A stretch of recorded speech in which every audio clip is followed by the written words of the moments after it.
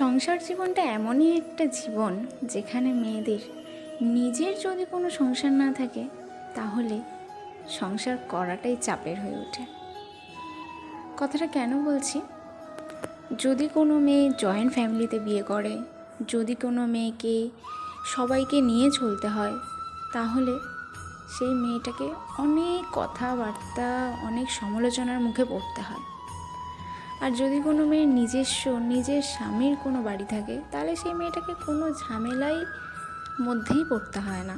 যেমন কাজটা হয়তো একটু বেশি করতে হয়, কিন্তু মানসিক শান্তিটা সবসময় থাকে।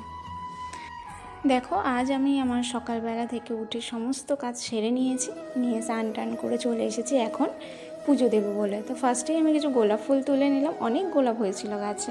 তো আমি এবার পুজোটা করে নেব, নিয়ে রান্নাঘরে চলে যাব। দেখো, আমি আজকে একটু চিকেন করছি, তো রান্নাবান্না শেষ করে খেয়ে নিই, চলো টাটা।